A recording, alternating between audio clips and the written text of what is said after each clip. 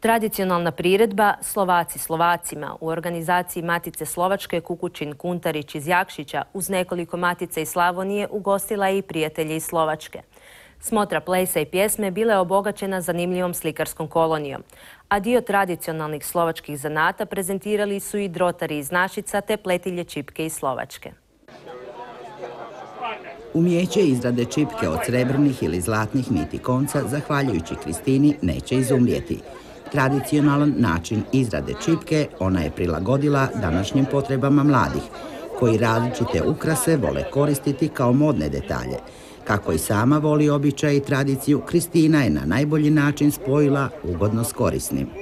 Robím tehniku paličkovanej čipky a robím tradičnú čipku, robím bytové doplnky a odevné doplnky. Čo sa týka bytových doplnkov, sú to rôzne obrazy, plošné a trojrozmerné, po prípade španielské steny, paravány a dečky. Svoje znanje i umijeće u izradi ukrasa od žice pokazali su i drotari, članovi Matice Slovačke iz Našica, koji su prvi u Hrvatskoj oživjeli ovaj najstariji slovački obrt.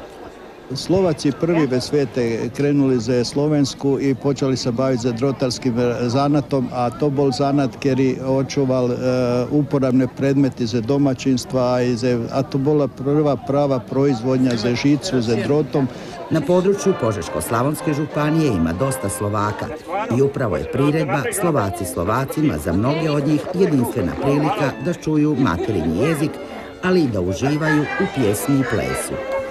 Manifestacija Slovaci Slovakom pre nás veľmi značajná, pretože v tejto manifestácii my chceme povzbudiť Slovakov, ktorí žijú v týchto dedinách, aby videli, čo robia Slováci, ktorí sú sa vcelili do Matice Slovenskej, ako sa zabávame, ako tancujeme a čo robíme. Preto sme každý rok v inej dedine. Među onima čija se obitelj svojedobno iz Slovačke doselila u Jakšički kraj je i Ankica iz Rajsavca. Pre mňa to veľmi rada sme, že to sa u tom našom Rajzovci ako zbýva.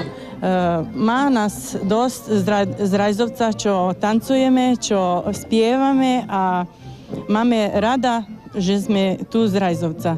Takže tu na tej zelenej lagune, aby sme tu to mali.